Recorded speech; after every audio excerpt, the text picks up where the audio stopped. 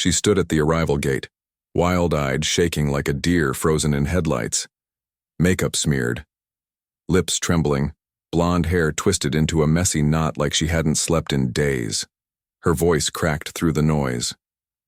"Jason, what happened? Why aren't you answering? Where's your luggage?" I adjusted the cuffs of my blazer, slid my phone into my coat pocket, and looked her dead in the eye. Everything went exactly as planned. That's when her knees buckled. She had to grip the railing to stay upright. 2 weeks ago, she called me from my own house and said, "I'm leaving you for my lover, I'm pregnant, we're done." Now she looked like she'd seen a ghost. And maybe she had. The ghost of every mistake she thought she got away with. Let's rewind. I was in Seoul. Business trip. Late night. Fresh out of dinner with our South Korean partners. Back in the hotel, sipping whiskey. Her name lit up my screen. Callie, my wife, my partner of 8 years. I picked up, smiled out of habit. "Hey, babe." Silence. Then flat, like she was reading a script. "I'm leaving you. I'm pregnant. It's his. I sold. The house, the car's gone. You'll get the divorce papers tomorrow." I sat in silence, letting the cold water of her words soak in. Didn't yell, didn't argue, didn't beg. "All right," I said. Click. No smashed glass, no screaming, not even a tear. Because in that moment, something in me snapped into place. Not broken, focused. She thought she'd pulled off a clean break. She had no idea I'd seen it all coming. The late-night calls, the unfamiliar lingerie in the laundry, the texts she swiped away when I entered the room, the fights whispered on the patio after midnight. She thought I was away on business. I was setting traps. She sold the house? She didn't own it. I'd moved the deed to my holding company months prior. She sold the car. It had already been transferred to my partner, Luke. The savings? Moved. Locked. Untouchable. She was too busy building her fantasy life with Bryce, a failed MMA fighter. Turned gym trainer with a record and a dream. She believed every rep, every lie, until I landed back in LA, until she saw me at that gate, calm as ice. And when I walked past her without stopping, her voice cracked. "Jason, what do you mean, as planned? What are you talking about?" I turned. Slowly. I knew, months ago. "You're not good at lying, Callie. I let you hang yourself." Her face collapsed. "What do you mean you knew?" I stepped in close. "Bryce, the pregnancy, the offshore transfer, all of it." She gasped. "How did you—" "Because I'm not the idiot you married. I just played the part." She didn't speak again, just stood there as I walked away. My phone buzzed. "Luke, we good?" I smiled. "We're good. Phase 2 starts now." I stepped into the black SUV he sent, didn't look back. Through the tinted glass I saw her pacing, unraveling, trying to make sense of a story that was never hers to write. "Where to, boss?" "Downtown, straight to the firm." As the city blurred by, I finally felt something. Not grief, not anger. Something colder. Satisfaction. The next 2 hours were paperwork. Clean, surgical. Everything she tried to steal, now locked up, tied in litigation, or already gone. The house, never hers. The car, reported fraud. The joint accounts, emptied before she ever touched them. And the baby? If it exists, I want a paternity test the moment it breathes. Callie underestimated me. Most people do when you're quiet. She mistook stillness for weakness. But I had been building my exit for months. She weaponized her beauty, used it to scan rooms, size up marks. I used to admire how she commanded a room. Now I knew. She wasn't commanding. She was hunting. I moved back into the apartment she didn't know about, overlooking the harbor. Wall of bourbon. Peace. Poured a drink. Opened my laptop. 5 emails from her already. Subject: "I'm sorry. Please talk to me." Subject: "Can we talk like adults?" Subject: "I didn't mean it like that." Amazing how fast the tune changes when you take away the instruments. I didn't respond. I just opened the security footage. Yes, I'd installed cameras. Quietly. Months ago. She never noticed, and there they were in my kitchen, her on the counter in my shirt, legs wrapped around him. Him, tattooed, smug, convinced he'd won. He hadn't won. He was a pawn in a game he didn't know he was playing. The next day, one of my PI contacts baited him with a fake overseas business opportunity. He bit. Flew out, 3 days after her call. Gone. So when Callie showed up at the airport alone and shaking, Bryce wasn't answering anymore. Ghosted by me. That night, she rang my buzzer, rain-soaked, voice barely audible. "Jason, please. Just 5 minutes, I didn't answer." She waited, then slumped to the floor, crying, whispering. I poured another drink, turned the volume down. When someone shows you who they are, don't just believe them. Record it. Build your case. Stay silent. And when the time comes, burn the whole stage down. And this was only the beginning. The next morning, 17 missed calls, 4 voicemails. One was her whispering, "I'm so sorry," over and over, like it was a spell. Another was her screaming at someone in the background. I don't know what he did, but he's gone. Good. Let her feel the silence I lived with. As I buttoned my shirt for the fraud case meeting, I played her voicemails on loop. Then another call came through. Unknown number. Voicemail dropped, seconds later. "Jason, it's me, please just let me explain. Bryce left. He took my card. I have nothing. Please, just meet me." She wanted a meeting. Now, she dismantled my life from thousands of miles away with a phone call. Now she wanted to talk. I didn't answer. Instead, I drove to my office, handed my legal team the file I'd been quietly building for months. Screenshots, phone logs, financials. Her name was stamped on every reckless move she thought was clever.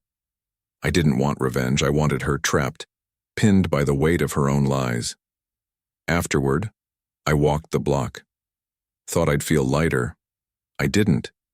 Because even when you win, even when you bury them with their own betrayal, it doesn't feel like victory. It feels like revelation. Like the person you loved never existed, and now you're finally meeting the maskless version. That night, she came to the door again. No tears this time, just fury. "Jason, open the damn door. You think you're smart? You think you can just leave me? I gave you everything." I watched through the peephole as the tantrum unfolded. This wasn't the sweet wife. This was the thing underneath the mascara, the manipulator, the addict of attention and control. "I'll tell everyone you abused me, I'll ruin you." I opened the door just a crack, just enough for her to see the smile. Already sent. Documents, footage, bank records. "If you want to go public, I'll make you famous." Her face collapsed. Rage drained into something colder, fear. She didn't say another word, just turned and walked off like her bones were made of lead. That was the last time she came to my door. The next morning, her lawyer emailed. No apology, no admission. Just, let's settle amicably. No house, no car, no support. I forwarded it to my attorney with 2 words. Finish her. This wasn't revenge anymore. It was reclamation. It was me standing in the wreckage she left and saying, "Not this time." That night I sat on the balcony sipping from the same bottle I opened the day she left. I let it hit me. The love I had for her. The Sunday mornings. The holidays, the quiet breakfasts. All fake. All gone. How do you grieve someone still alive? How do you bury a love when the body still walks around, smiling, lying? I didn't have answers. Just one certainty. I'd never love like that again. A week passed. She stopped calling, started posting, sunrises, beaches, captions like new beginnings and some people aren't meant to stay. I didn't follow her. My assistant sent the screenshots. She thought the performance would save her. That image could outrun truth. But cracks spread fast. The gym froze her out. Word got around about Bryce's record, the theft, her supplement. Scam clients vanished, staff whispered. Women like Callie can't survive in the dark. No spotlight, no identity. I heard she bounced between friends, then back to her mother's. Meanwhile, the lawsuit crawled forward. Quiet, steady, inevitable. Then one night, 2:13 a.m., a call from her brother, Derek. We hadn't spoken since. She poisoned him against me. I let it ring 4 times. Picked up. "Jason," he said, voice low. "I know it's out of line. But she's not okay. She's not eating. She's not talking. She's breaking." I lit a cigarette. "First in years, she's still my sister," he said. "I get it," I replied. "But you don't know half of what she did." "I know enough," he said. "I saw the footage. I hacked her laptop when she crashed at my place. I saw how she let him treat your house like his. I heard the things she said about you." He paused. "I just wanted to say I'm sorry." That hit harder than her sobbing at my door. Maybe because he didn't defend her. Didn't ask for redemption, just apologized. It reminded me she was human. A toxic, manipulative human, but still one with roots, a past like me. The only difference? I didn't burn the people who loved me to the ground. The next day I got an email. No subject. Just a single line. I found out the baby wasn't his. No greeting. No sorry. Just that. I didn't respond. Not because I didn't care, but because I finally didn't feel anything. Not hate. Not sadness. Just nothing. Her words felt like spam. Wrong inbox. Wrong life. I closed the laptop and went for a walk. Found myself outside that old bookstore she loved, the dusty one with jazz humming from the speakers. I walked in, maybe out of habit, maybe to test if her ghost still lived there. Nothing had changed. Same shelves, same old man at the counter, same quiet peace. I picked up a book she once cried over, a romance novel she made me read. I remembered pretending to hate it just to make her laugh. I remembered her head on my chest during those slow, sacred Sundays. Then I put it back. Because the past is just a story and I'm not in that chapter anymore, but she is. And that's her punishment. 2 months later, I saw her again. On the news. Not a headline. Just a 2-minute segment buried in the local broadcast. Callie Monroe, small-time influencer, caught in a lawsuit over fake wellness products. She looked hollow, pale. The glow she used to weaponize was gone. Her smile looked stapled on, like someone told her to fake confidence but forgot to give her the script. She spun it as a misunderstanding. Said she was transitioning into personal wellness. I turned off the TV before the anchor finished. Let her spin. Let her drown in her own narrative. I wasn't her audience anymore, and just when I thought the story was over, I ran into Bryce.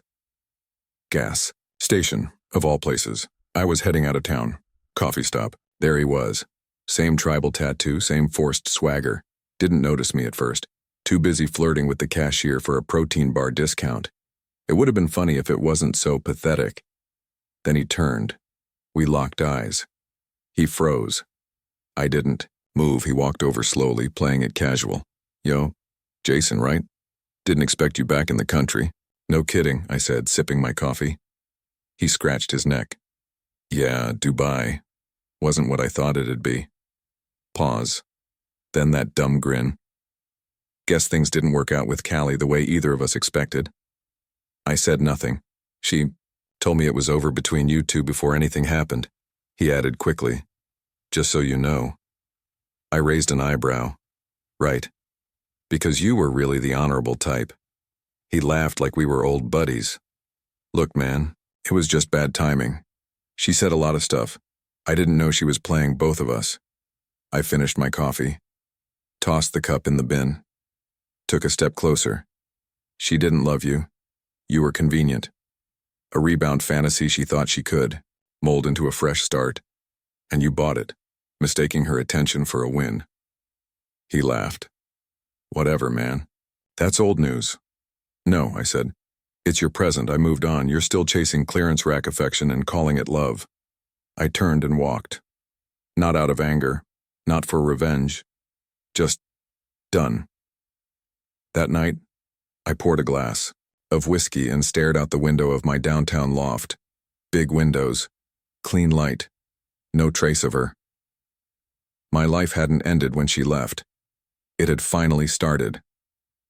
I was building again. A business. A rhythm. A version of myself that didn't need to prove anything. Then the envelope came. Cream paper, perfumed, hand-addressed. Callie, no return address. Just a time, date, and a place. The coffee shop where we met 10 years ago. I shouldn't have gone, but I did. Not for closure. I don't believe in that anymore. I just needed to see what she'd become.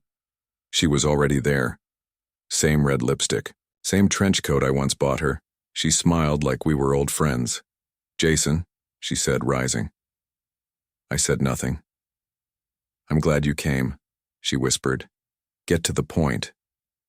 You don't have to be cruel. I'm not here for kindness." She leaned forward. "I made mistakes. I was selfish. I thought someone else could give me more. I thought you didn't love me anymore. So you fixed it by screwing a gym rat in our kitchen? It wasn't like that. I have video." Silence. She looked down. "I didn't come to fight." "Then, why? I miss you. I know. You miss how I made you feel. Stable. Real."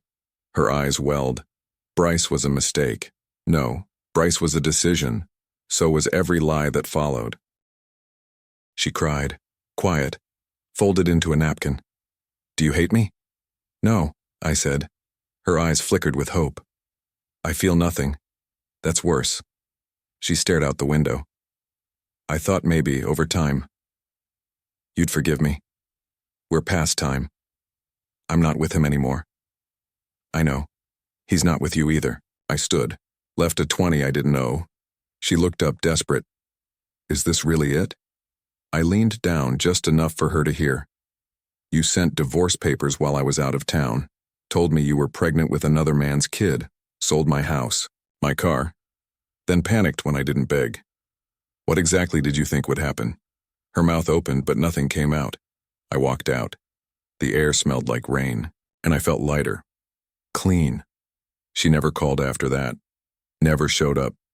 Just silence. But silence doesn't mean absence. At red lights, I'd glance at the passenger seat, expecting her legs crossed, fixing her makeup, or hear a song she used to hum while wiping counters. Ghosts. Not the screaming kind, but the ones that settle in your chest. I didn't hate her, but I didn't wish her peace either. Peace is earned, and she always tried to steal it.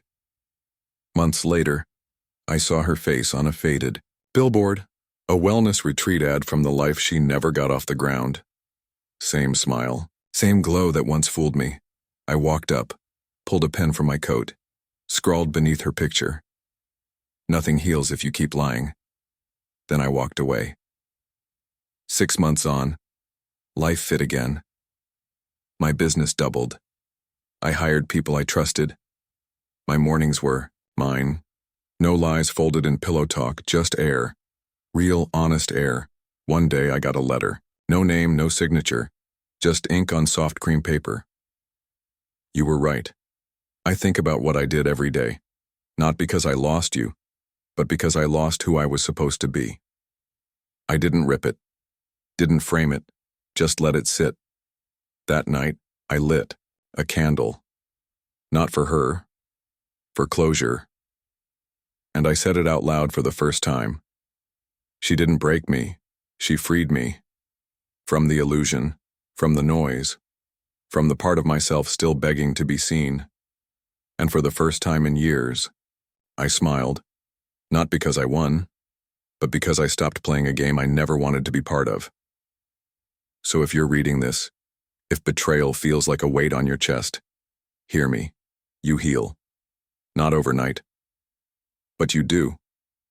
And one day, you'll thank the version of yourself who walked away when everything in you still wanted to stay.